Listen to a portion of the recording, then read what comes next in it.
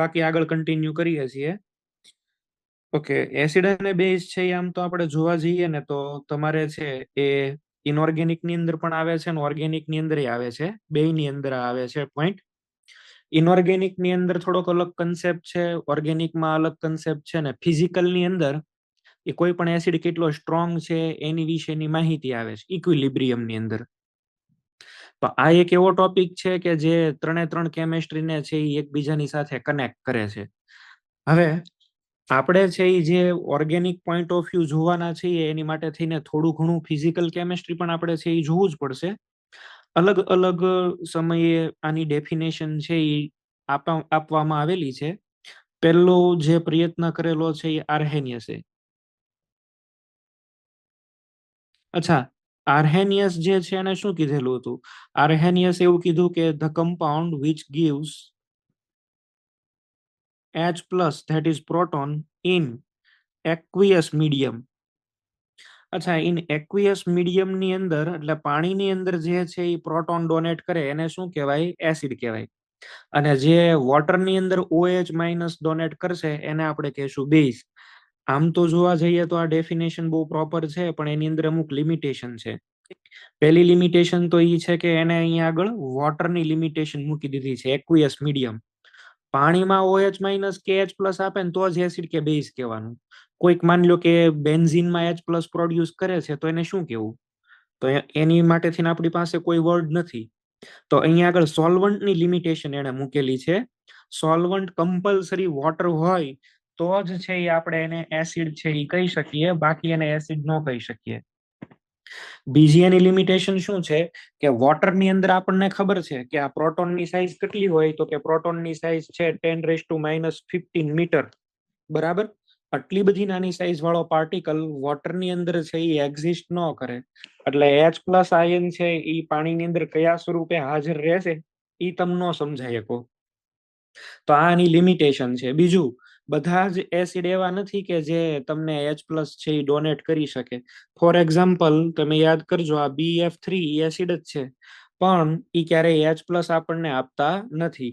તો આની 2-3 લિમિટેશન છે એ થઈ ઓલ ઓવર. H પ્લસ છે એ ડોનેટ કરે એવા જ જોવાના, પાછા H પ્લસ વોટરમાં જ ડોનેટ કરે એવા જોવાના. તો આ બધા અને H પ્લસ છે એ વોટરની અંદર રહી કઈ રીતે શકે? બરાબર છે, એ અમુક આની લિમિટેશન છે, એને લીધે થઈને આપણે આ જે સિદ્ધાંત છે એને અવગણી દીધો છે. બીજો જે સિદ્ધાંત હતો એ બીજો સિદ્ધાંત હતો લોરી બ્રોન્સ્ટેડ થિયરી, બરાબર છે?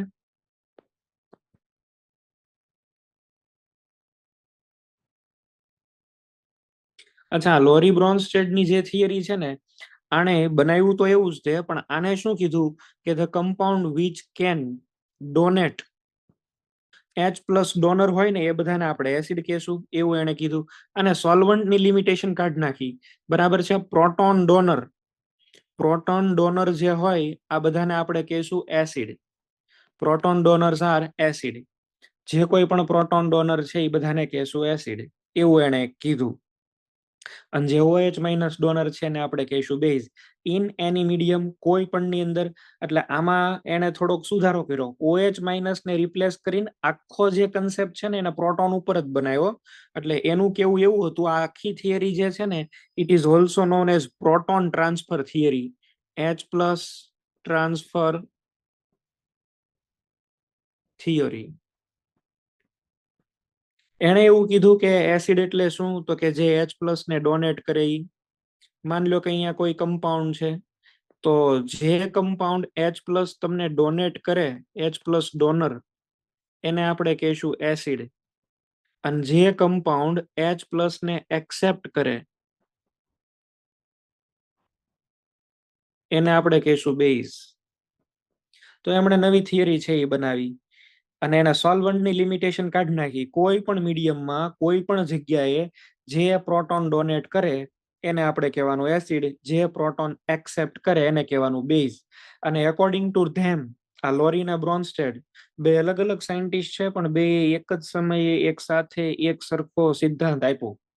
કેમ પેલા લોથર મેયર અને મેન્ડેલિફ બે એક સરખું જ પિરિયોડિક લો આપણને આપેલો હતો, એની જેમ છે આ બે. એટલે પછી આ બેને એક સમયે બોલાવીને બેને નોબેલ પ્રાઇઝ હારે આપી દીધો કે તમે બે ભાગ પાડી લેજો જેમ પાડવા હોય એમ, એવું કરેલું.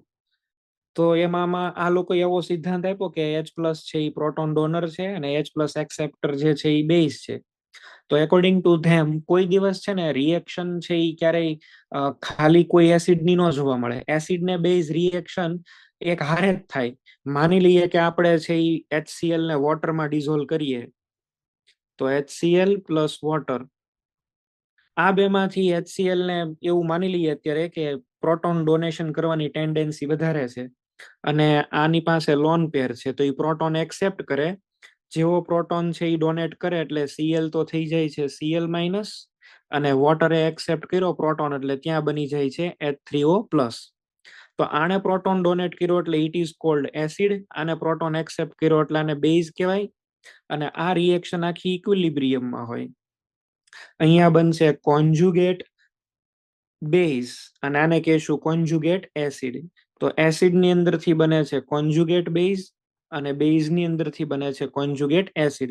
આ તમે શીખ્યા જ છો, મેં તમને ખાલી યાદ કરાવ્યું છે. કોન્જુગેટ એસિડ બેઝ પેર તમને લખતા આવડવી કમ્પલસરી છે. તો એ તમારે અહીંયા આગળ છે એ શીખવાનું કેવી રીતે છે એ કોન્જુગેટની એસિડ બેઝ પેર ને એ તમે લખો છો ને એ તમારે શીખવાનું. બરાબર છે. હવે અહીંયા આગળ એના એકોર્ડિંગ બે રિએક્શન એક હારે જ થાય, પ્રોટોન ડોનેશન અને પ્રોટોન એક્સેપ્ટન્સ બે એક સાથે જ થતું હોય. અને તમે જુઓ અહીંયા આગળ ઇક્વિલિબ્રિયમ છે. ઇક્વિલિબ્રિયમ જે છે એક સાઈડ ચાર્જ વાળા પાર્ટિકલ છે ને એક સાઈડ ન્યુટ્રલ પાર્ટિકલ છે. રાઈટ હેન્ડ સાઈડ જુઓ તો ચાર્જ વાળા પાર્ટિકલ છે અને લેફ્ટ હેન્ડ સાઈડ તમે જુઓ તો ન્યુટ્રલ પાર્ટિકલ છે. આ બેની અંદરથી કઈ બાજુ ઇક્વિલિબ્રિયમ રહેશે એનો આધાર જે છે ને એ આ બે પાર્ટિકલની સ્ટેબિલિટી ઉપર હોય. ઘણીવાર એવું થાય કે આ Cl- છે ને આ HCl કરતા તો એ માઇનસ ચાર્જમાં વધારે સ્ટેબલ હોય. કેમ? તો કે આ Cl- એની આજુબાજુ બાકી વોટરના મોલેક્યુલ્સ તો અહીંયા આગળ હશે જ. H2O વોટરનો H+ આને એટ્રેક્ટ કરતો હશે. યાદ કરો આને શું બોલાય? બોલો. આને છે આપણે શું કહેતા હતા? સોલ્વોલિસિસ. આવું તમે ભણ્યા હશો ઇક્વિલિબ્રિયમમાં. તો ધીસ ઇઝ સોલ્વોલિસિસ અને ઇટ ઇઝ સ્ટેબિલાઇઝડ. આ ઇક્વિલિબ્રિયમ છે એટલે equilibrium can go in either direction, right side જઈ શકે અને લેફ્ટ સાઈડ જઈ શકે. બેમાંથી કોઈ પણ સાઈડ ઉપર જઈ શકે. જે સાઈડ ઇક્વિલિબ્રિયમ ને જવું હોય ત્યાં જઈ શકે. એ ડિપેન્ડ કરે કઈ બાજુ સ્ટેબિલિટી વધારે છે. જો આ બાજુ રાઈટ હેન્ડ સાઈડ છે એ પ્રોડક્ટની સ્ટેબિલિટી વધારે તો ઇક્વિલિબ્રિયમ છે એ રાઈટ હેન્ડ સાઈડ જશે. Cl- સોલ્યુશનમાં વધશે ને H3O+ વધશે.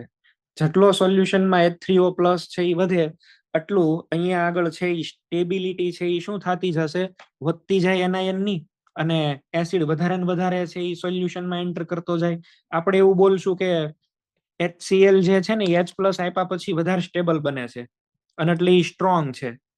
તો strength depend upon the extent of H+ present in the aqueous solution. જે જેટલા જો આ એનાયન જે છે ને Cl- એ જેટલો સ્ટેબલ ને એટલો એની સામે શું બનશે? H3O+ સોલ્યુશનમાં. એટલે આપણે ચેક કરશું એનાયનની સ્ટેબિલિટી. મેઇન આપણો કન્સેપ્ટ ઈ જ રહેશે અહીંયા આગળ કે એનાયનની સ્ટેબિલિટી આપણે છે એ ચેક કરવાની. અચ્છા, ઓકે. હવે આને તો આપણે છે એ આવી રીતે લખી દીધું છે. આની અમુક લિમિટેશન છે, લિમિટેશન નથી એવું નથી, પણ બીજા બધા કરતા આ જે થિયોરી છે ને એ બહુ વર્સેટાઇલ છે. Because this gives idea about strength of acid. Acid કેટલો પ્રબળ છે ને એનો એ પ્રોપર આઈડિયા આપે. કઈ રીતે? કે એ ઉપરથી. કે એ આપણે કઈ રીતે લખીએ છીએ? કે આપણે કોઈ એક જનરલ ઇક્વેશન પેલા બનાવીએ અને પછી અહીંયા આગળ લખીએ. તો જનરલ ઇક્વેશન માટે થઈને આવું લખું છું HA. ચલો આને વોટરમાં આપણે નાખ્યો અથવા તો કોઈ પણ જગ્યાએ કોઈ સોલ્વન્ટમાં આયોનાઇઝ થયો. એક તમને શું મળ્યું? H+. બીજું શું તમને મળ્યું? A-. આવું આપણને મળે છે. તો હવે આની માટે આપણે ઇક્વિલિબ્રિયમ કોન્સ્ટન્ટ લખવો હોય તો Ka is equal two product upon reactant H+ A- upon શું આવશે? Ha. તો અહીંયા આગળથી એક તમને નવો સ્કેલ મળે છે. કયો સ્કેલ મળે છે? તમે જોવો જેમ જેમ અહીંયા આગળ છે એ Ha ઘટે, Ha અહીંયા આગળ ઓછો થાય એમ એમ શું વધે? Ka વધે. અચ્છા, Ha અહીંયા આગળથી ઘટે તો કોની સાંદ્રતા વધશે? H+ અને A- ની. તો ઇનડાયરેક્ટલી આપણે એવું કહી શકીએ જેટલો A માઇનસ સોલ્યુશનમાં વધે ને એટલો H પ્લસ એ વધે. તો તમારે અહીંયા આગળ છે આના સ્કેલ જોવા હોય તો સ્કેલ 2 છે. પેલો સ્કેલ છે કે વધે, એસિડિક સ્ટ્રેન્થ વધે. બીજો સ્કેલ તમને ખ્યાલ છે, અહીંયા શું કરી દેવાનું, પીકે. અચ્છા, પીકે ઇઝ ઇક્વલ ટુ શું લખાય, માઇનસ log ઓફ કે. ધેરફોર પીકે જેટલો ઓછો આટલી સ્ટ્રેન્થ વધારે. બે ઊંધા ચાલે, નેગેટિવ લોગ છે એટલે. તો અલ્ટિમેટલી કે એ વધારવાનું કામ કરવાનું છે તમારે. અને કે છે ઈ કોનીથી ઇફેક્ટ પામે, તો કે ઈ તો એક ટાઈપનો કોન્સ્ટન્ટ છે, ઇક્વિલિબ્રિયમ કોન્સ્ટન્ટ. જે બાજુ સ્ટેબિલિટી વધારે ઈ સાઈડ ઇક્વિલિબ્રિયમ જશે. તો ઇક્વિલિબ્રિયમ ને અફેક્ટ કોણ કરશે, A માઇનસ ની stability. You will always check the stability of A minus if stability of anion is greater, stronger is the acid. આ જ નારો ચાલશે છેક સુધી, બરાબર. આ જ આપણો મેઇન કન્સેપ્ટ છે ને આને જ આપણે ધ્યાનમાં રાખી અને ઓર્ડર બનાવવાનો છે, બરાબર. એક જ કન્સેપ્ટ ચાલશે. ચલો, stable the anion, stable the anion, stronger is the acid. Stronger is the acid. આ એક જ સ્લોગન ચાલશે. તમારે છેક સુધી આને જ પકડી રાખવાનું છે.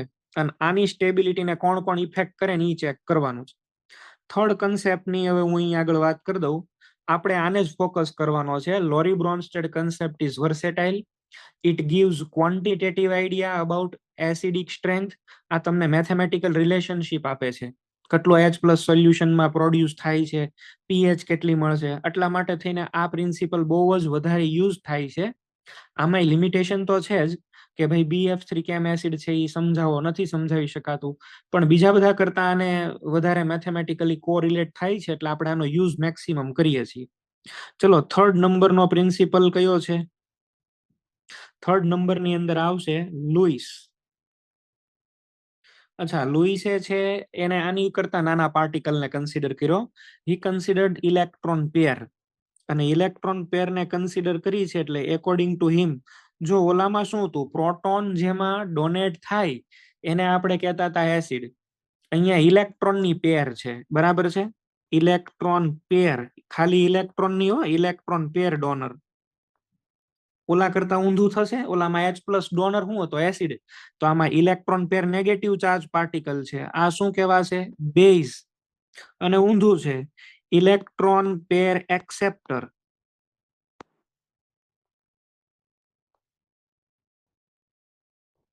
It is known as acid, બરાબર. જે ઇલેક્ટ્રોન પેર ને એક્સેપ્ટ કરી શકે એને શું કહેશું આપણે, એસિડ કહેશું. આની અંદર છે એ આપણે જોઈએ તો માની લો કે મારી પાસે છે એ AlCl3 છે, BF3 છે. એક અહીંયા આગળ આપણે લઈએ છીએ NH3, અથવા તો ચલો પિરિડીન લઈ લઈએ. પિરિડીન એટલે છે એ શું થશે, ફોર્મ્યુલા તમને આવડતી હોય તો. આ નાઇટ્રોજનની રિંગ, અહીંયા લોન પેર. અચ્છા, BF3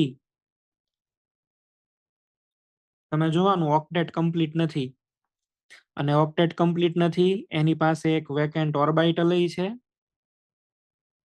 આ vacant p orbital. Vacant p orbital છે એટલે શું કરશે, આમાંથી જે લોન પેર મળે એ એક્સેપ્ટ કરી શકે.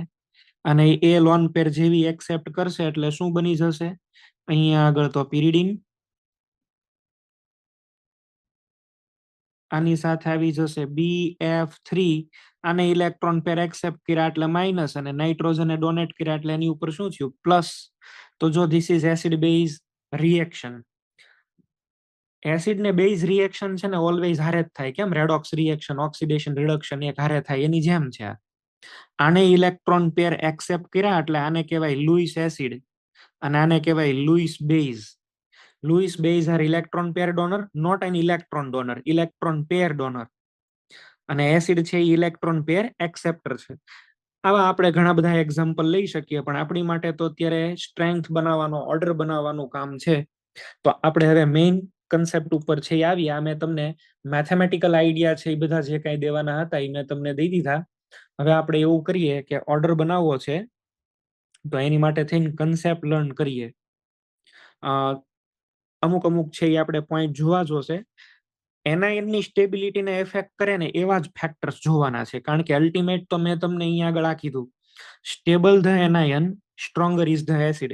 તો આપણે કોનો સ્ટડી કરવો જોઈએ? Factors affecting stability of anion. બરાબર છે? ચલો, factors affecting stability of anion. Anion ની સ્ટેબિલિટીને અસર કરે ને એવા પરિબળો. પહેલું જે કઈ પણ પરિબળો છે ને, અને અહીંયા આગળ એક પછી એક આપણે બધા જ પોઈન્ટ છે એ ક્લિયર કરતા જશું. પહેલું જે પરિબળ છે ને એ પરિબળ છે ઇલેક્ટ્રોનેગેટિવિટી. ઇલેક્ટ્રોનેગેટિવિટી જો વધે તો આપણને ખબર છે એ માઇનસ ની સ્ટેબિલિટી વધે, અને એ માઇનસ ની સ્ટેબિલિટી વધે તો ઓટોમેટિક કે વધે, અને કે વધે તો એસિડ કેવો બને? Strong. Let us understand through one example. માની લો કે મારી પાસે એક CH4 છે, મિથેન. એક આપણી પાસે હોય એમોનિયા, એક આપણી પાસે છે એ હોય H2O, અને એક આપણી પાસે છે HF. અને this criteria is applicable in the periodic table from left to right. Left to right periodic ટેબલમાં જોવાનું છે. ચલો, આમાંથી H પ્લસ નીકળી ગયા પછી શું બને? આનો કોન્જુગેટ લખો તો એનાયન CH3 માઇનસ. આનો કોન્જુગેટ NH2 માઇનસ. આનો કોન્જુગેટ OH માઇનસ આવશે.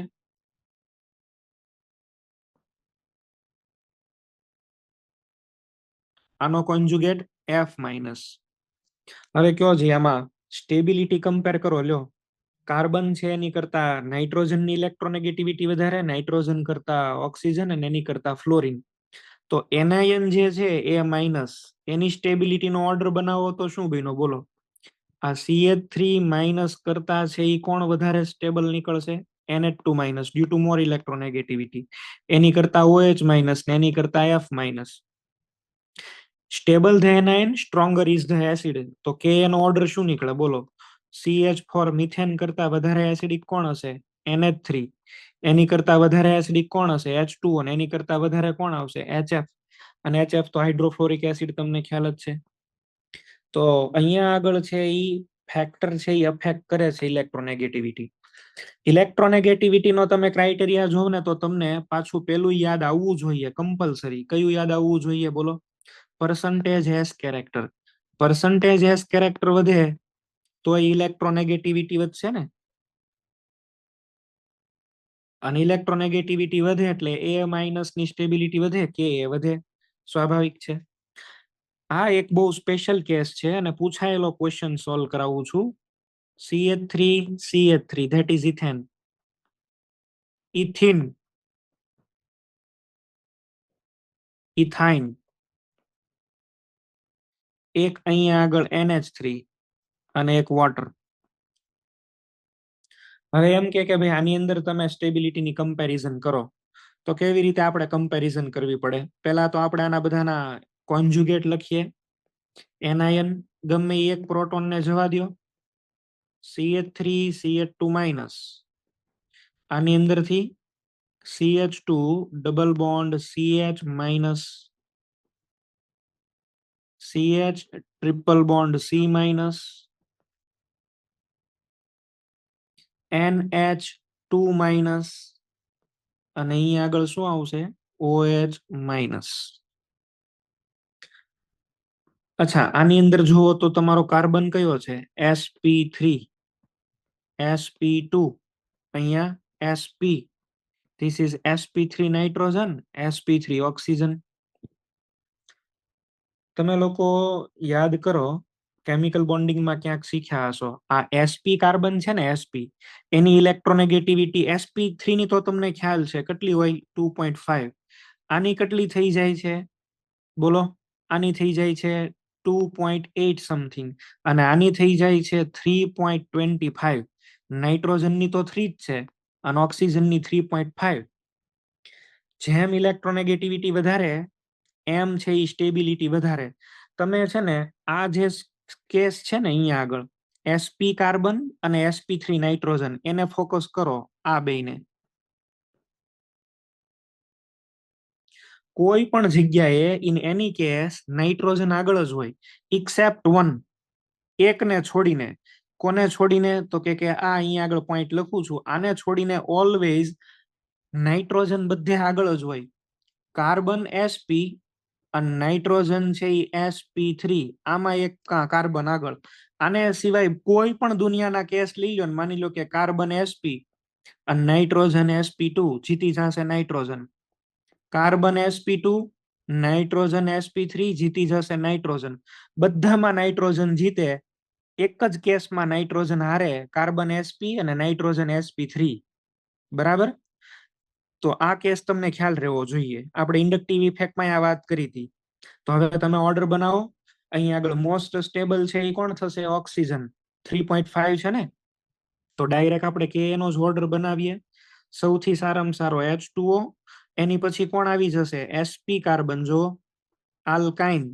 Alkyne is even more stronger acid than ammonia. એની પછી છે એ sp2 carbon, CH2 double bond CH2, અને એની પછી આપણને મળે છે CH3 તમે આની pKa વેલ્યુ કમ્પેર કરો ને તોય તમને ખબર પડે. પાણીનો જે pKa છે એ કેટલો છે? 15 અરાઉન્ડ છે. બરાબર? 15.7 અરાઉન્ડ છે. અહીંયા આગળ છે ઈ જોવા જઈએ 15.76 છે. એક્ઝેક્ટ વેલ્યુ નથી લખતો. આનો pKa છે એ 25 છે. This is pKa. આ pKa ના ડેટા છે એ ઊંધા હાલે. અને એમોનિયાનો જે છે એ 35 થી 36 નો છે. જેટલો pKa ઓછો એટલો અહીંયા એસિડિક સ્ટ્રેન્થ વધારે. તો alkynes are more stronger than ammonia. હા, એ ઓક્સિજન ને નો વટે. બરાબર? ઓક્સિજન ને ઈ નો વટે. વોટર અને alcohol, they are always stronger than alkyne. આ પણ એક પોઈન્ટ યાદ રાખવાનો છે. Alcohol and water, they are stronger than alkyne.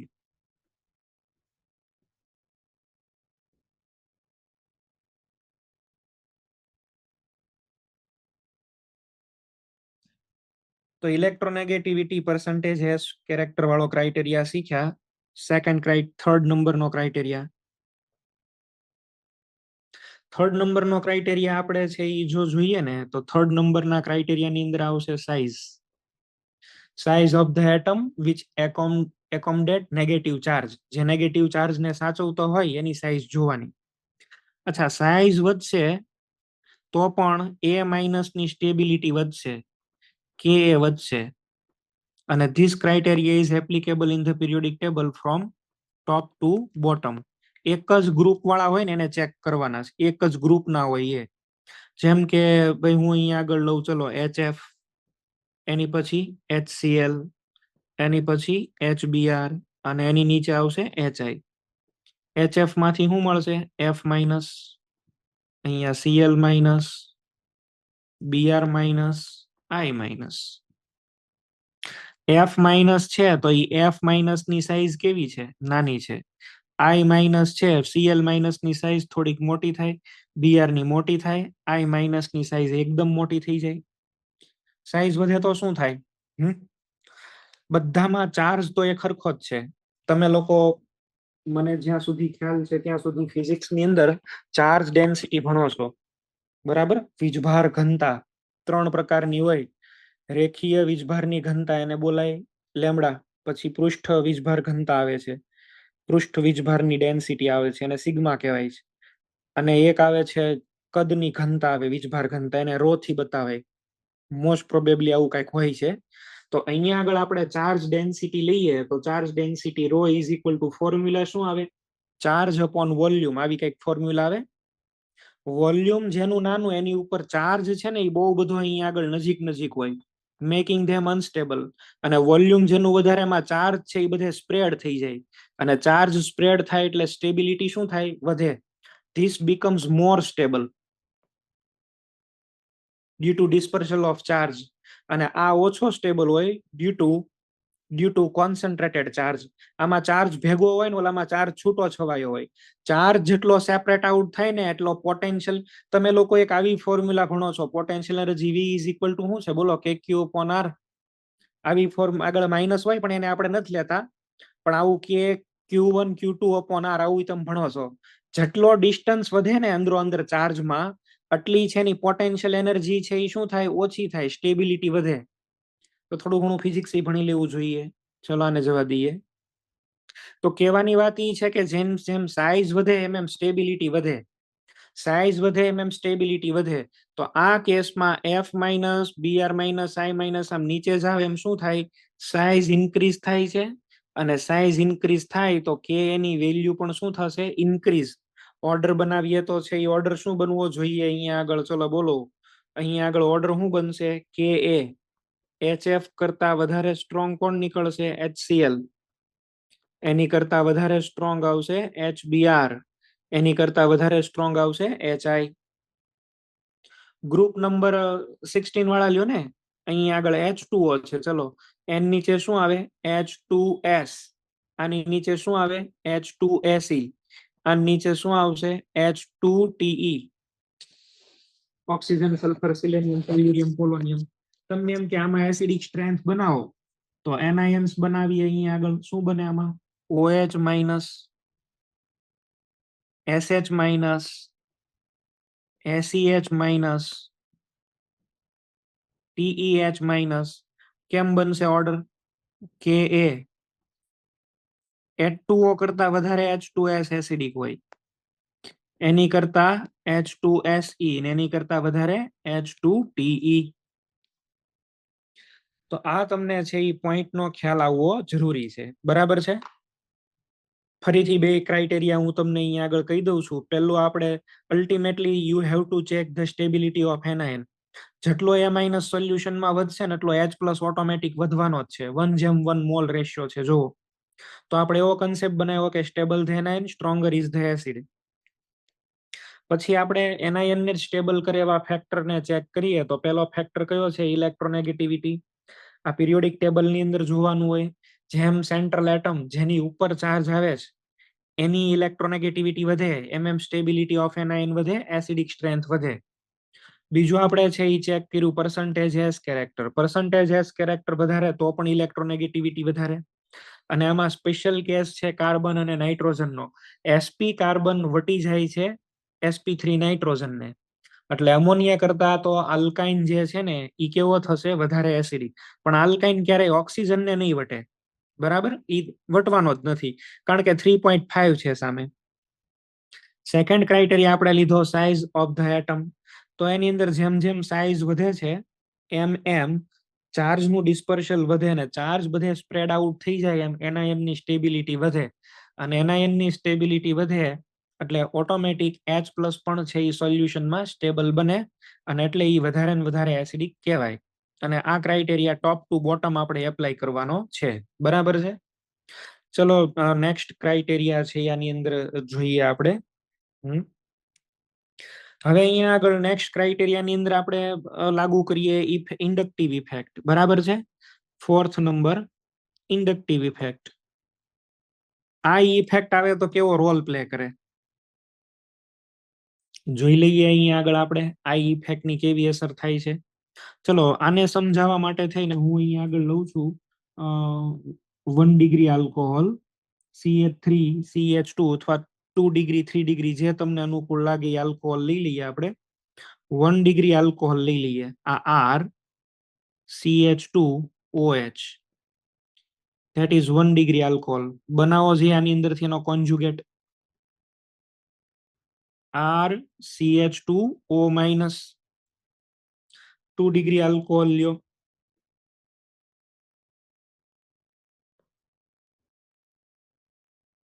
Say for example, it may be isopropyl alcohol.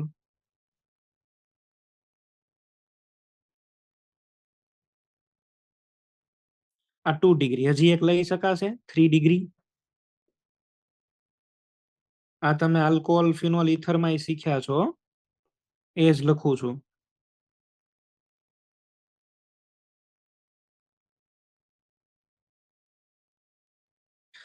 આ બધાના H પ્લસ હવે સોલ્યુશનમાં આવી ગયા છે એવું તમે માની લેજો. આપણે H પ્લસ હવે દર વખતે નથી લખતા. We have no concern with H plus. We will always look at the stability of anion. હવે આ જે 1 ડિગ્રી આલ્કોહોલ છે ને એમાં તમે જુઓ આ આલ્કાઇલની 1 પ્લસ આ ઇફેક્ટ છે, આમાં 2 પ્લસ આ ઇફેક્ટ છે, આમાં કેટલી 3 પ્લસ આ ઇફેક્ટ છે.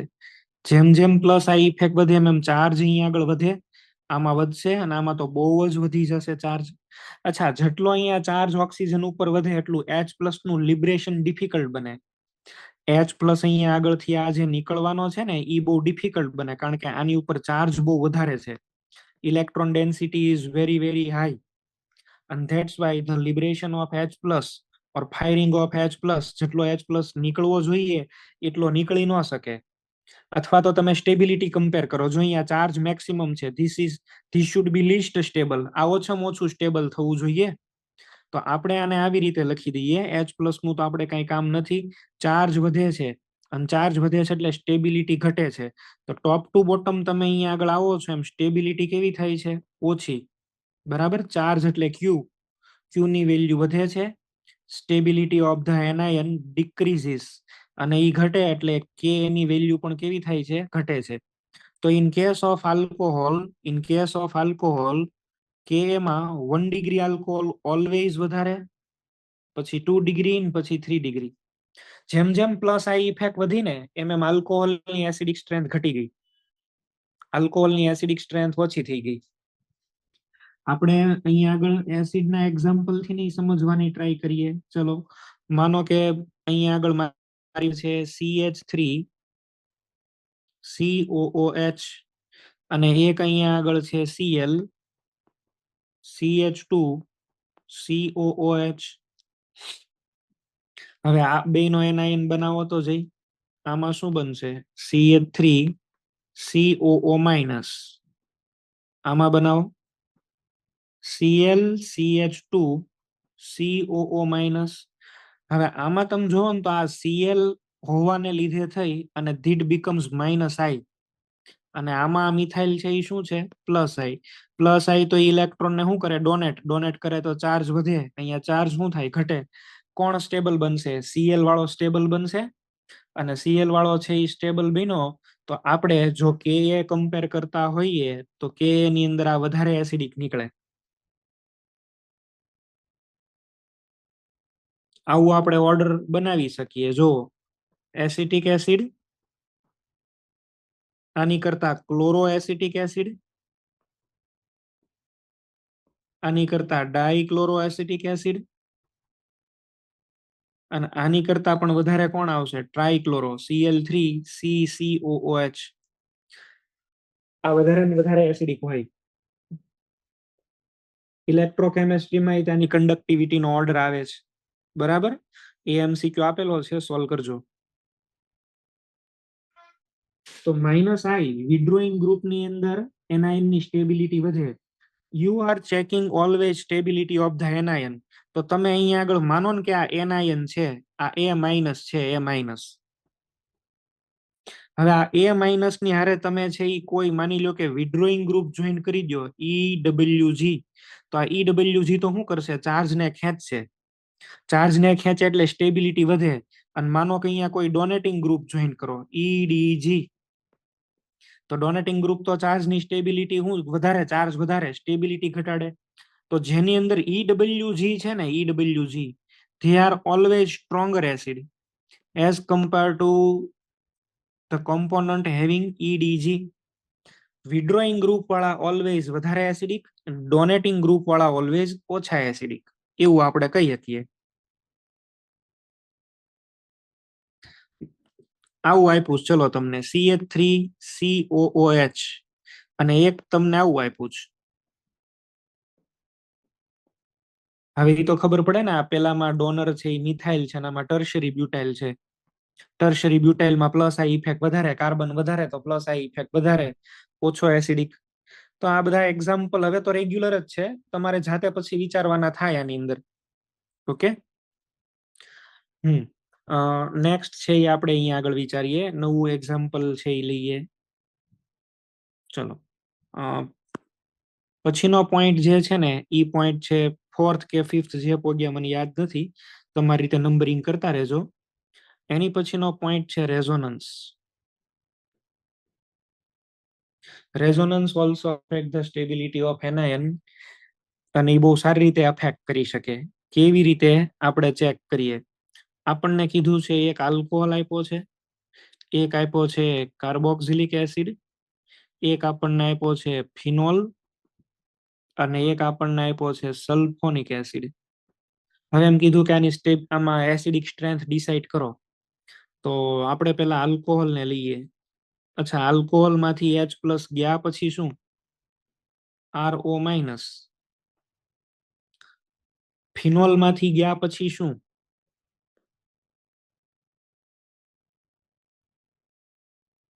This is phenol. આપણે H+ ક્યારેય નથી લખતા હવે, કારણ કે એની જરૂર નથી. અહીંયા આગળ શું બનશે? O-. અચ્છા, this O- can do resonance. અહીંયા જશે ને અહીંયા જશે. આમાં નવા નવા રેઝોનેટિંગ સ્ટ્રક્ચર બન્યા, પણ તમે જો એ સ્ટ્રક્ચર ની અંદર નેગેટિવ ચાર્જ કાર્બન ઉપર આવે છે. પછી બાકીના આવા સ્ટ્રક્ચર બનશે, but they are non equivalent resonating structures. હવે આપણે લઈએ કાર્બોક્સિલિક એસિડ. કાર્બોક્સિલિક એસિડ ને તો તમે આવી રીતે લખો છો RCOOH. આમાંથી જાય ચલો H+, C+, અને O-. અચ્છા, આમાંથી નવું સ્ટ્રક્ચર બની જશે. ઉપરનો ઓક્સિજન માઇનસ, અહીંયા ડબલ બોન્ડો. આપણે આમાંથી કન્ક્લુઝન શું લીધું બોલો? આમાં આપણે એવું કહી શકીએ કે two equivalent resonating structure. Equivalent resonating સ્ટ્રક્ચરની સ્ટેબિલિટી તો બહુ જ હોય. સલ્ફોનિક એસિડ વિચારો.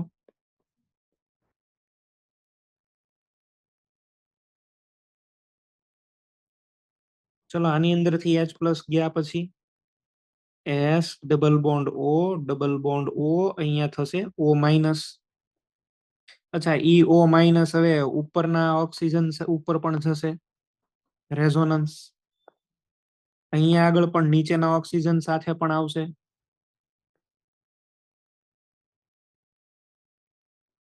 You can see that we have total 3 equivalent resonating structure. હવે પેલામાં તો રેઝોનન્સ જ નથી, નો રેઝોનન્સ. જેમ જેમ રેઝોનન્સ વધે એમ સ્ટેબિલિટી ઓફ ધ એનાયન વધે. અહીંયા આગળ સૌથી સારામાં સારું રેઝોનન્સ છે સલ્ફોનિક એસિડ ની અંદર.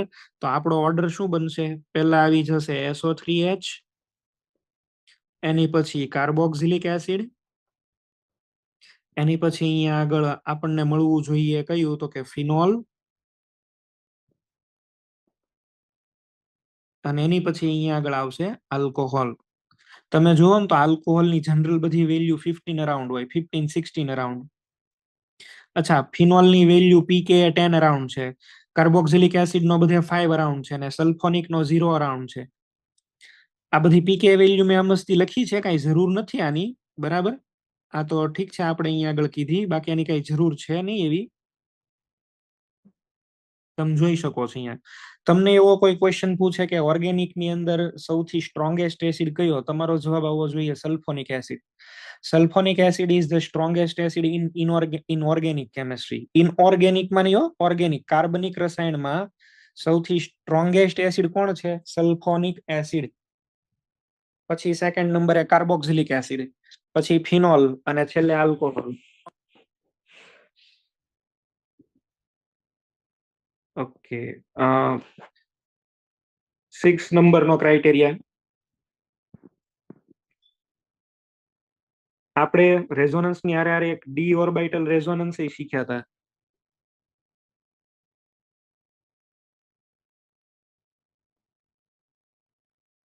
એને ધ્યાનમાં લ્યો. અચ્છા, મને એવું કીધું છે compare the acidic strength of chloroform and fluoroform. Fluoroform એટલે CHF3 અને ક્લોરોફોર્મ એટલે CHCl3. તો આની અંદરથી H+ કાઢી નાખો. ચલો, શું બન્યું? CCl3 minus. આમાંથી નહીં H+ કાઢી નાખો, CF3-. હવે આની અંદર છે એ આપણે છે એ જોઈએ તો આનું સ્ટ્રક્ચર કેમ બને? ક્લોરોફોર્મ નું બનાવો તો જઈ C bond Cl Cl Cl અને આની ઉપર માઇનસ ચાર્જ. ફ્લોરોફોર્મ નું બનાવો.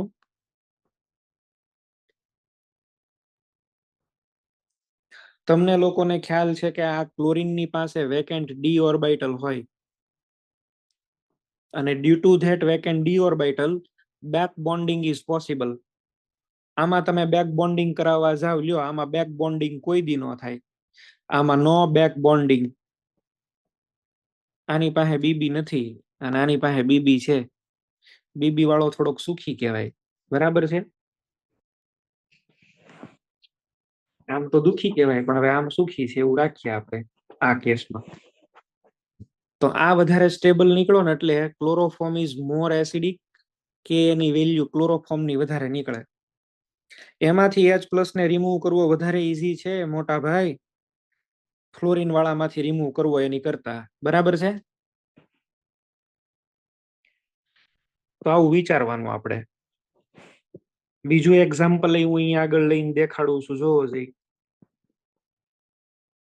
અહીંયા આગળ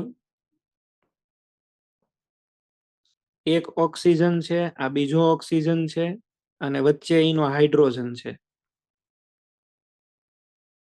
આ એક સલ્ફર, બીજો સલ્ફર અને વચ્ચે અહીંયા હાઇડ્રોજન. આ હાઇડ્રોજન ને હું એ કહી દઉં, આ હાઇડ્રોજન ને હું કહી દઉં બી. તમને એમ પૂછવામાં આવે કે કયો હાઇડ્રોજન છે એ વધારે એસિડિક છે, તો કમ્પલસરી તમારે છે એ શું બનાવવું પડે? એનાયન. આમાંથી H એને કાઢીને ચેક કરો જઈ. જેવો H એ જશે એટલે ઓક્સિજન ઓક્સિજન ને અહીંયા શું બનાવતો જશે? માઇનસ. અહીંયા સલ્ફર સલ્ફર અને અહીંયા શું આવશે? માઇનસ. અચ્છા, સલ્ફર ની પાસે તો ડી ઓર્બિટલ હોય, it belongs to n is equal two 3. Third period ની અંદર રહેતો હોય તો આમાં બેક બોન્ડિંગ થાય, આમાં કોઈ દિવસ બેક બોન્ડિંગ ન થાય. બેક બોન્ડિંગ થાય એટલે આનો એનાયન છે એ સ્ટેબલ માનવામાં આવે અને સ્ટેબલ થાય એટલે આપણે એવું કન્ક્લુઝન લઈ શકીએ કે HA કરતા HB વધારે એસિડિક છે. તો આવું એક્ઝામ્પલ આપણને છે એ ખ્યાલ આવે. ડી ઓર્બિટલ રેઝોનન્સ પણ છે એ અફેક્ટ કરે છે. આ બધા પોઈન્ટ્સ બોન્ડિંગ રિલેટેડ છે ને, તમને ખ્યાલ રહેવા જોઈએ. ચલો આની પછીનું એક્ઝામ્પલ છે એ જોઈએ. એટલે રેઝોનન્સ વાળો પોઈન્ટ કે એ બધા આપણને તરત ખ્યાલ આવી જવો જોઈએ કે આની અંદર આવું કહેવા માંગે છે. હજી હું અહીંયા આગળ છે એ અમુક અમુક પોઈન્ટ ડિલિવર કરું છું એટલે તમને ધીમે ધીમે આઈડિયા આવતા જશે.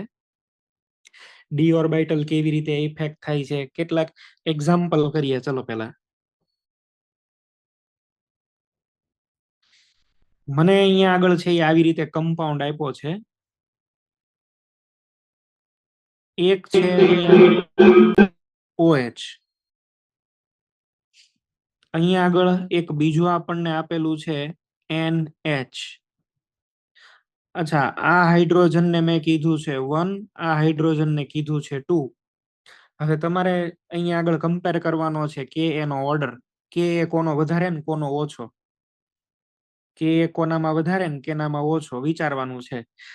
તો આમાં તમે વિચારશો શું? ચલો, આ H+ ગયા પછી નેગેટિવ ચાર્જ, 1 ગયા પછી નેગેટિવ ચાર્જ ઓક્સિજન ઉપર, અને આ 2 વાળો ગયા પછી કોની ઉપર? નાઇટ્રોજન.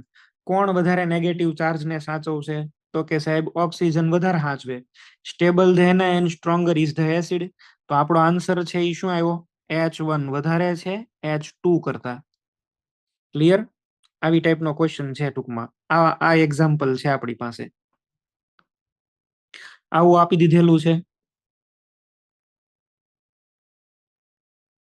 અહીંયા OH છે અને અહીંયા છે SH. આને છે એ તમે લખી દો A અને અહીંયા લખી દો B. આને કરો કમ્પેર.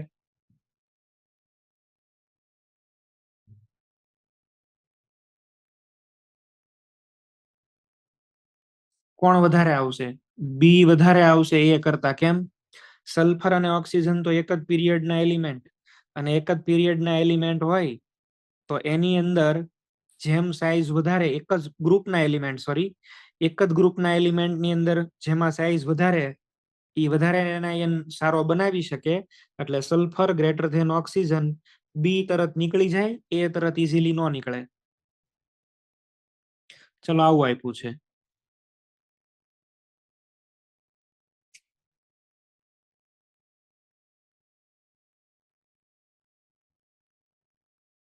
અહીંયા છે એચ એ અને અહીંયા આગળ રાખ્યો છે એચ બી. તમે જો આની અંદરથી એચ એ રિમૂવ કરી દો, જેવો એચ એ રિમૂવ કરી દો એટલે ડબલ બોન્ડ ઓ અહીંયા આગળ આવે માઇનસ, કોન્જ્યુગેટ તો બનાવવાનો ને. એચ બી રિમૂવ કરી દો તો શું થાય? ડબલ બોન્ડ ઓન અહીંયા માઇનસ. હવે પેલાનો જે માઇનસ છે ને તરત રેઝોનન્સ કરશે. જુઓ, બી માં તો વચ્ચે sp3 એટમ આવી ગયા એટલે એ નો હાલે. તો આપણે એવું કહી શકીએ કે જે છે એ એચ એનો વધારે છે એચ બી કરતા. તો ક્યાંથી તમારે ડીપ્રોટોનેશન કરવું એ ખબર પડવી જોઈએ તમને. હવે ક્યાંથી ડીપ્રોટોનેશન થાય એ તમને ખબર પડવી જોઈએ. બરાબર છે. અચ્છા, આમાં આપણે આવી રીતે છે એ પોઈન્ટ લખીએ તો ચાલે. આમ આપણે છે એ પોઈન્ટ લખીએ એટલે તમને લોકોને આઈડિયા આવે. હજી એક એક્ઝામ્પલ લઈ દઉં. ચલો, બે ની કમ્પેરિઝન. અહીંયા આગળ છે એ ડબલ બોન્ડ ઓ છે અને એનો એક હાઇડ્રોજન અહીંયા આગળ છે. અહીંયા એક હાઇડ્રોજન હશે, આનો આ આલ્ફા. અહીંયા આગળ એક હાઇડ્રોજન તમે લઈ લો, આ આલ્ફા. This is allylic. આ જે બ્લુ વાળું મેં કર્યું છે ને એલાઇલિક છે. બરાબર, એલાઇલિક. ઓકે. હવે તમને એવો ક્વેશ્ચન આપવામાં આવે કે આ એલાઇલિક વાળો આલ્ફા તરત નીકળશે કે આ ઓક્સિજન બાજુમાં છે ઈ તરત નીકળશે? છે બે આલ્ફા ને આલ્ફા, પણ હવે તમને મેં કીધું એમ અહીંયા આગળ બે ની અંદર તમે બનાવો એનાયન. પેલામાંથી H પ્લસ ગયા પછી અહીંયા શું થયું? ડબલ બોન્ડ ઓ અને માઇનસ. આની અંદરથી H પ્લસ ગયા પછી શું થયું? અહીંયા માઇનસ. અચ્છા, હવે આની અંદર તો છે એ રેઝોનન્સ થશે. નેગેટિવ ચાર્જ ક્યાં પોગવાનો? ઓક્સિજન ઉપર. અને ઓક્સિજન ઉપર નેગેટિવ ચાર્જ પહોંચશે તો એનાયન ની સ્ટેબિલિટી વધશે. આમાં તો નેગેટિવ ચાર્જ ક્યાં રહેવાનો? કાર્બન અને કાર્બન ઉપર. તો કાર્બન અને કાર્બન ઉપર નેગેટિવ ચાર્જ રહે છે, તો એની કરતા તો આ વાળું સારું. આ વધારે એસિડિક નીકળશે કે એ વધારે. કીટોનનો કાર્બોનિલનો આલ્ફા કાર્બન જે છે ને એનો હાઇડ્રોજન મોર એસિડિક હોય. બરાબર, alpha hydrogen of carbonyl are more acidic. Alpha H of carbonyl. કાર્બોનિલમાં બે આવે, આલ્ડીહાઇડ આવે ને કીટોન આવે. Are acidic. Than allylic hydrogen. Allylic hydrogen કરતા પેલાના છે એ વધારે એસિડિક આવશે. અચ્છા, આવું એક્ઝામ્પલ આપ્યું હોય તો જુઓ તમે અહીંયા આગળ આવી રીતે લખી દઉં છું. અહીંયા ડબલ બોન્ડ ઓ, અહીંનો હાઇડ્રોજન આલ્ફા હાઇડ્રોજન, અહીંયા બોન્ડ, અહીંયા એક હાઇડ્રોજન. અચ્છા, આમાં આપણે નંબરિંગ કરવું હોય તો આ આલ્ફા કેવા છે, આ બીટા કેવા છે, ને આ કેવા છે gamma. Compare the acidic strength of alpha and gamma hydrogen. Alpha and gamma હાઇડ્રોજનની એસિડિક સ્ટ્રેન્થ કમ્પેર કરવી છે. આલ્ફા એચ ગયો, અહીંયા આગળ હું બનાવું છું. માની લો કે આલ્ફા એચ ગયો, તો આલ્ફા એચ ના ગયા પછી અહીંયા માઇનસ ચાર્જ આવશે. એક વખત આપણે ગામાને રિમૂવ કરી દઈએ. અહીંયા આગળ ડબલ બોન્ડ ઓ અને અહીંયા આગળ આવશે માઇનસ. અહીંયા કોન્જ્યુગેટેડ સિસ્ટમ. અચ્છા, now you can see that આની અંદર છે એ રેઝોનન્સ થશે ને અહીંયા આગળ થશે. We have two resonating structure. બે એરા આવ્યા ને, બે એરો આપણે ડ્રો કર્યા એટલે બે રેઝોનેટિંગ સ્ટ્રક્ચર. એક આ પોતે ને એક જે હશે એમાં નેગેટિવ ચાર્જ ઓક્સિજન ઉપર. આમાં તમે ડ્રો કરો તો આ એક એરો, આ સેકન્ડ એરો ને પછી અહીંયા થર્ડ. આવું જ થશે ને. આમાં તમે જો ફરીથી હું એરો ડ્રો કરું છું. અહીંયા એક એરો, આ પાઈ બોન્ડ છે અહીંયા સ્વિચ થશે, શિફ્ટ થશે ને પછી ઓક્સિજન ઉપર. ત્રણ એરો એટલે આમાં 3 રેઝોનેટિંગ સ્ટ્રક્ચર અને આની અંદર 2 રેઝોનેટિંગ સ્ટ્રક્ચર. જેમ જેમ રેઝોનેટિંગ સ્ટ્રક્ચર વધારે એમ એસિડિક સ્ટ્રેન્થ વધારે, તો આપણે એવું કહી શકીએ that's why gamma hydrogen is more acidic than alpha. Gamma hydrogen વધારે એસિડિક છે આલ્ફા કરતા. જો આ બધા એક્ઝામ્પલ છે ને બહુ ક્રુશિયલ છે, બરાબર. ઘણા બધા ડેટા સ્ટડી કર્યા પછી બનાવેલા છે.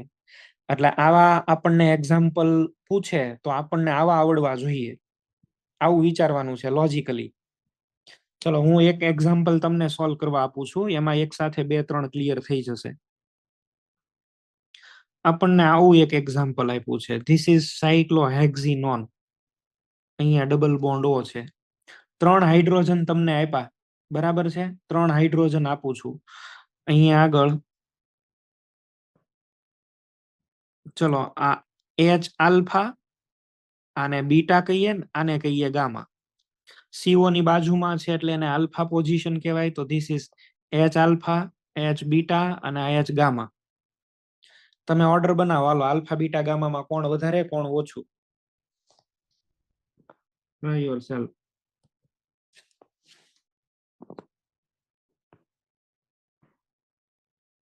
ચલો કોઈ એક આન્સર આપો. મોરબી સેન્ટર. હું તમને કદાચ ન દેખાતો પણ તમે જ મને દેખાવ જ છો. Gamma alpha beta. ગામા પછી કયું? આલ્ફા. ઓકે પછી બીટા. સરસ. ગામા જે છે બરાબર, તો મારે બધા હવે સ્ટ્રક્ચર લખવાની જરૂર નથી ને, તમે સમજી ગયા ને? ઓકે, તો અહીંયા આગળ આપણો આન્સર કયો આવશે? પેલા ગામા, પછી આવી જશે આલ્ફા અને લાસ્ટમાં આવશે બીટા. બીટા વચ્ચે છે અને કોઈ પણ ટાઈપના રેઝોનન્સનો લાભ નહીં મળે. ઓકે ચલો નેક્સ્ટ એક્ઝામ્પલ આવું છે.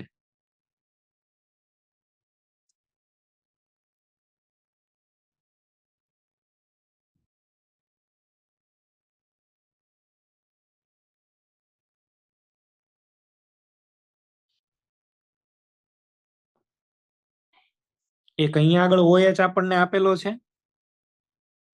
અને એક અહીંયા આગળ આપણને છે એ OH આપ્યો છે.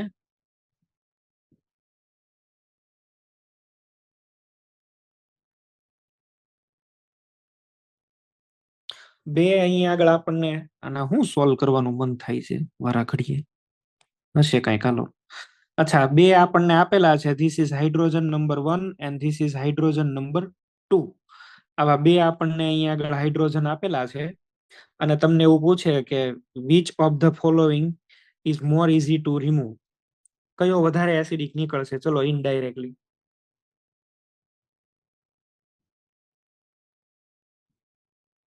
રાજકોટ સેન્ટર હોય તો બોલો.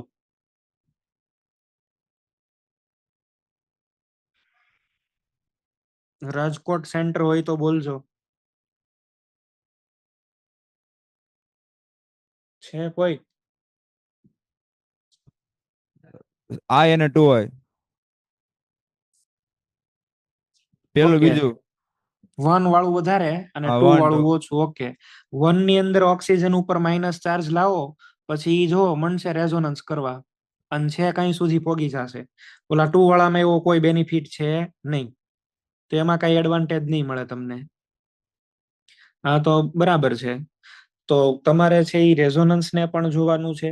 ક્યાંક ડી ઓર્બિટલ રેઝોનન્સ થતું હોય તો તમારે ડી ઓર્બિટલ રેઝોનન્સ ને કન્સિડર કરવાનું છે, બરાબર.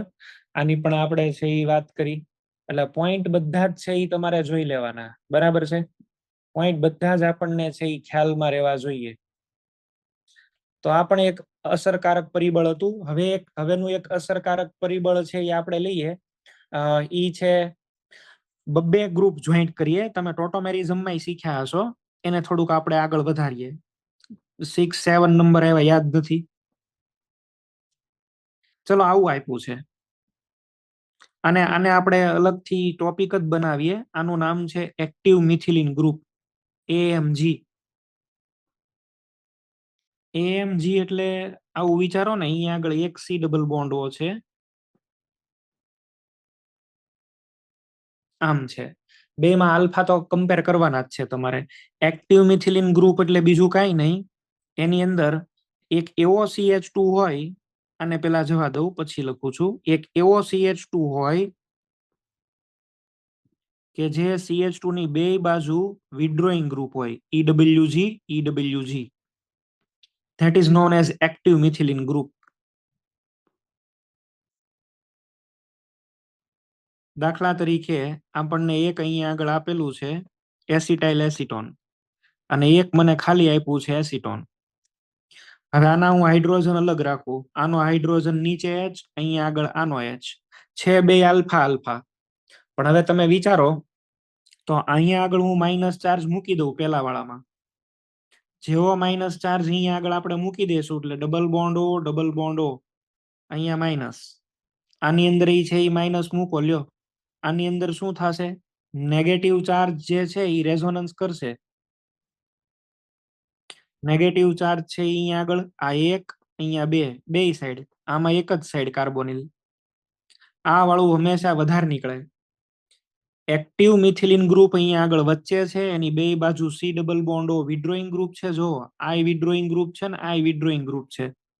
તો વચ્ચે વાળો જે મિથિલિન છે CH2 એ બહુ એટલે બહુ એસિડિક થઈ જાય, અને એની જે કાંઈ વેલ્યુ હશે એ કે એની વેલ્યુ વધારે નીકળશે આની કરતા. બરાબર છે? આની કરતા એક CO હોય એની કરતા બે CO વાળું છે એ વધારે બેટર છે. એની અંદર એસિડિક સ્ટ્રેન છે એ વધારે નીકળે.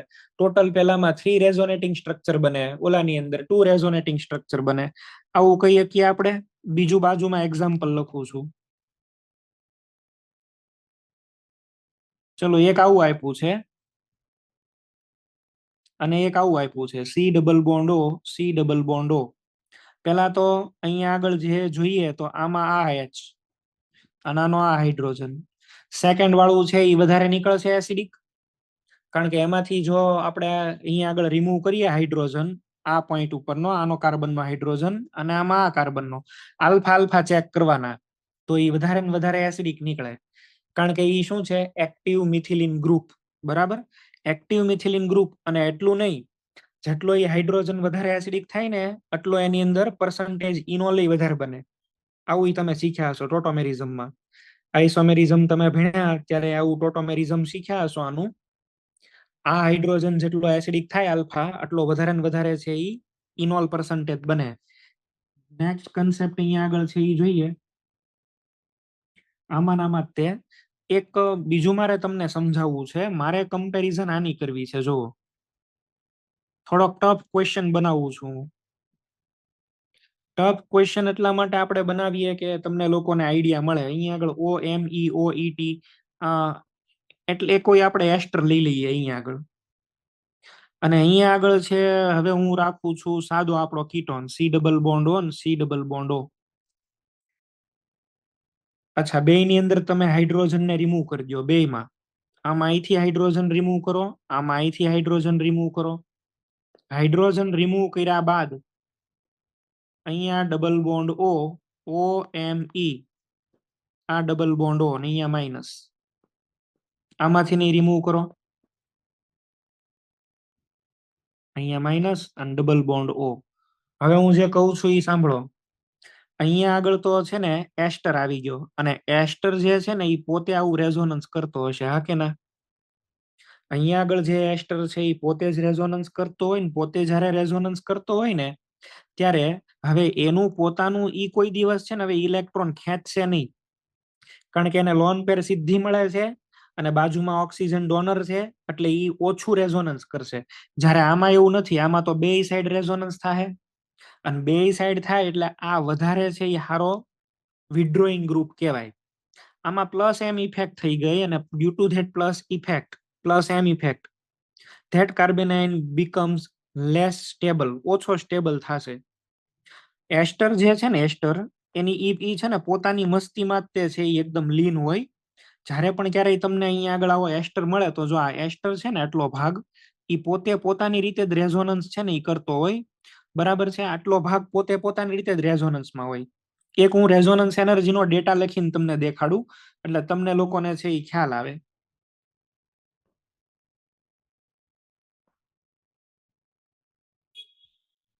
હમ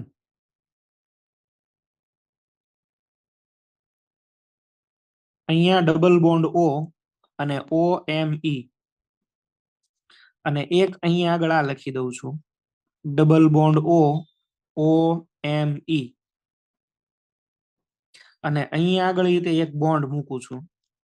હવે જો અહીંયા બોન્ડ આપણે મૂક્યો તો આ બોન્ડ આપણે લીધો એટલે તમને એવું થતું હશે કે આ પાઈ બોન્ડ અહીંયા રેઝોનન્સ કરતો હશે. હવે જો એ રેઝોનન્સ થતું હોય તો આમાં તો વધારે રેઝોનન્સ થયું કહેવાય. જો આ રેઝોનન્સ કરે તો આમાં તો એ થવાનું જ નથી, આમાં વધારે રેઝોનન્સ થયું કહેવાય. મેં અહીંયા આગળ છે એ બોન્ડ રેઝોનન્સ એનર્જીનો ડેટા કમ્પેર કર્યો. તો આ કમ્પાઉન્ડ નંબર 1, આ compound number 2, when we do experiment resonance energy comes out to be same. Resonance energy જે છે ને એ 1 ની જેટલી છે ને એટલી 2 ની નીકળી. એનો મીનિંગ શું થયો? એસ્ટર છે ને એ પોતે પોતાની અંદર એટલામાં જ મસ્ત રહે, પોતાની લોન પેર અને પોતે રેઝોનન્સ. બીજાની હારે એ રેઝોનન્સ કરવાનું વલણ ન રાખે. પછી એને લોન પેર મળતી હોય કે ન મળતી હોય એ બીજા હારે રેઝોનન્સ કરવાનું ન વિચારે, પોતે પોતાની મસ્તીમાં લીન રહે. બરાબર? એટલે એસ્ટર ની અંદર અહીંયા આગળ તમને દેખાય છે, આ તમને પોઈન્ટ અહીંયા આગળ દેખાતો હશે, પણ અહીંયા આગળ તમારે રેઝોનન્સ છે એ આટલાનું જ વિચારવાનું છે.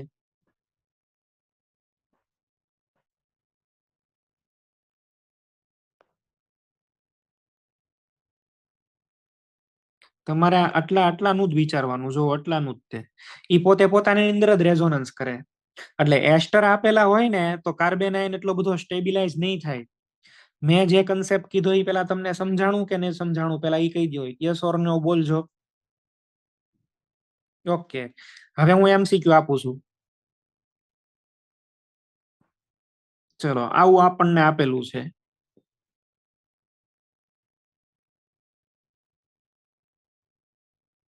આ કમ્પાઉન્ડ A,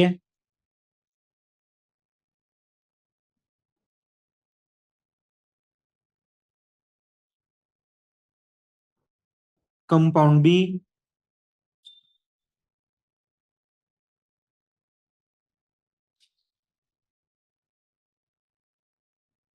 અહીંયા આગળ કમ્પાઉન્ડ C, અને એક આપણે છે એ કમ્પાઉન્ડ હજી અહીંયા આગળ લખી દઈએ, કમ્પાઉન્ડ D.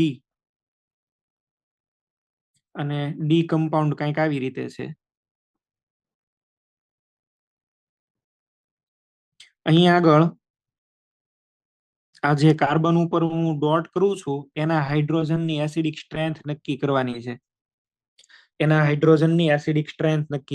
છે. તો આપણને હવે આઈડિયા આવી જવો જોઈએ કે આની અંદર એક્ટિવ મિથિલિન ગ્રુપ સૌથી સારામાં સારું કોણ છે, સૌથી બેસ્ટ એક્ટિવ મિથિલિન ગ્રુપ કયું છે આની અંદર. તો પેલા તમારો આન્સર આવવો જોઈએ બી. પછી અહીંયા આગળ તો તમે જો આ એક એસ્ટર આવી ગયું, જોયું? અચ્છા, એસ્ટર આની અંદર -m તો નહીં કરી શકે, -i તો કરશે ને. આમાં અહીંયા -b ના પછી નીચે હારે રેઝોનન્સ અને ઉપર વાળો -i, તો પછી આવવો જોઈએ C. એની પછી આપણે લેવો જોઈએ A અને લાસ્ટમાં આવશે D. This should B your answer. A, C, A અને D. આ તમારો આન્સર છે એ બનવો જોઈએ. ચલો નેક્સ્ટ. આવું આપ્યું છે.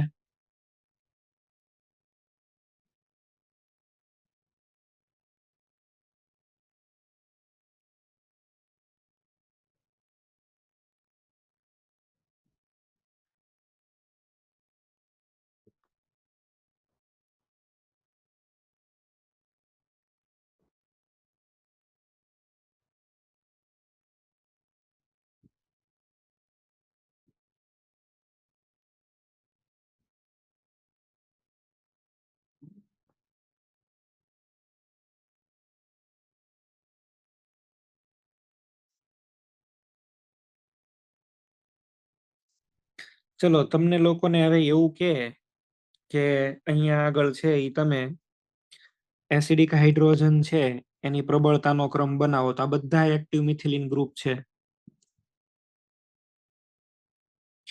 આની અંદર હાઇડ્રોજન જે છે આમાં મિથાઇલ તો પ્લસ આ ઇફેક્ટ કરી શકશે, હાઇડ્રોજનમાં તો કોઈ ઇફેક્ટ નહીં. ફિનાઇલ ને કોન્જુગેશન અને -i, અને ઇથાઇલ એસ્ટર ની અંદર તો જો +m થઈ ગયું. આને આપણે છે એ કહી દઈએ, આ બી, સી અને ડી. તો સૌથી સારામાં સારું જો અહીંયા આગળ કોઈ એનાયન બનાવતો હોય ને તો એ બી છે. એની પછી નહીં, સી છે, સોરી. બરાબર. આ તો માઇનસ આઈ કરે ને ફિનાઇલ રિંગ. તો બે બાજુ માઇનસ આઈ બને તો કાર્બેનાઇન બહુ સ્ટેબલ થાય. પછી બી પછી કોણ આવશે? એ. અને લાસ્ટમાં કયું આવવું જોશે? ડી. તમને આનો આ જ ક્વેશ્ચન એવું પૂછે કે કોનામાં પર્સન્ટેજ ઇનોલ વધારે મળશે, તમારો આન્સર આ જ રહેવો જોઈએ. પર્સન્ટેજ ઇનોલ પૂછે ને તો આ જ જવાબ આવે. મેં તમને એક હારે અહીંયા આગળ બે કન્સેપ્ટ શીખવાડી દીધા, પણ તમને ખબર જ હશે કે પર્સન્ટેજ ઇનોલ અને કે બે પ્રોપોર્શનલ હોય. બરાબર. કે જેટલો વધારે એટલો ઇનોલ વધારે બને આમાંથી. કીટો છે, કીટો ઇનોલ ટોટોમેરિઝમ હોય ને, એ ઇક્વિલિબ્રિયમ જ છે. Also works on the basis of acid base theory. એટલે તમારે એ જ એને કનેક્ટ કરવાનો ત્યાં. બરાબર. એની હારે તમે કોરિલેટ કરો એટલે આઈડિયા આવી જશે. ઓકે, નેક્સ્ટ કન્સેપ્ટ 7 કે 8 મને ખબર નથી, ત્યાં નંબર આપી દેજો. ઈ છે એરોમેટિસિટી.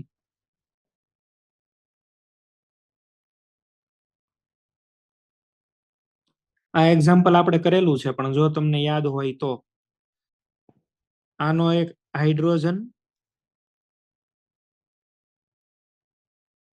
અને આનો હાઇડ્રોજન. ચલો, આ બે માંથી કોનો હાઇડ્રોજન છે એ વધારે એસિડિક છે ઈ જોવો તમે. તો એનાયન બનાવો. પેલામાંથી એનાયન બને, હાઇડ્રોજન જાય તો અહીંયા માઇનસ. આની અંદરથી હાઇડ્રોજન નીકળશે માઇનસ. અચ્છા, આમાં 4 પાઈ ઇલેક્ટ્રોન એન્ટી એરોમેટિક, 6 પાઈ ઇલેક્ટ્રોન એરોમેટિક. તો કે એ છે એ કોનો વધારે આવશે? આનો જ વધારે આવશે. બરાબર. કે એ છે એ આનો વધારે આવવો જોઈએ. બીજું એક્ઝામ્પલ એક લખાવેલું હતું.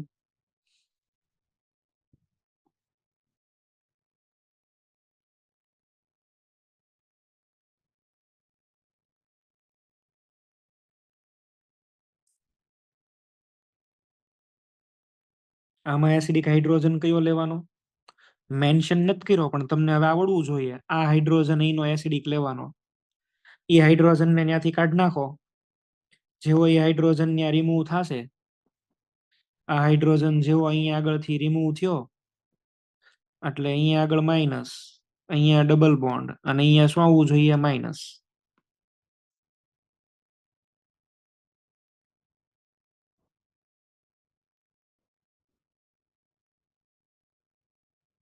અહીંયા માઇનસ. હવે એ માઇનસ ને શું કરશું? રેઝોનન્સ. અહીંથી અહીંયા જશે ને આ જશે રિંગમાં. આ અહીંયા આગળ આવશે ને આ જશે રિંગમાં. આ રિંગ ની અંદર જો આવે બાર તો ડબલ બોન્ડ, રિંગમાં માઇનસ, અને અહીંયા બોન્ડ. એરોમેટિક થઈ ગયો. જો આ એરોમેટિક નહીં થાય, વધારે એસિડિક. અચ્છા, તમને આનો આ ક્વેશ્ચન બીજી રીતે પૂછે, કયું સોડિયમ હારે રિએક્શન કરશે ને કયું નહીં કરે, જે ઓલરેડી તમને લર્ન કરાવેલું જ છે મેં. બરાબર. તો એસિડ ની ઉપર આજે આપણે છે એ ઘણા બધા કન્સેપ્ટ અહીંયા આગળ ધીમે ધીમે છે એ બનાવ્યા. રેઝોનન્સ વાળા કન્સેપ્ટ પણ છે એ આપણે અહીંયા આગળ જોયા. જે કાંઈ પણ પોઈન્ટ્સ લખેલા છે એ બધા જ અહીંયા આગળ. હજી આની અંદર બે એક લેક્ચર તો વયા જ હશે, કારણ કે આપણને આમાં ક્વેશ્ચન કઈ રીતે પૂછાય છે એ જોઈએ. અને એકાદ બે લેક્ચર આપણે આવી રીતે આવશે, પણ પછી અહીંયા આગળ હું અત્યારે બીજી જગ્યાએ છું અને ત્યાં બોર્ડની વ્યવસ્થા નથી થઈ શકી. એટલે ત્યાં બોર્ડ નવું ઇલેક્ટ્રિકલ બોર્ડ મગાવ્યું છે, એટલે એ આવી જશે. એટલે આપણે પછી રેગ્યુલર જેમ લેક્ચર લેતા હતા એવી રીતે જ લેક્ચર આવશે.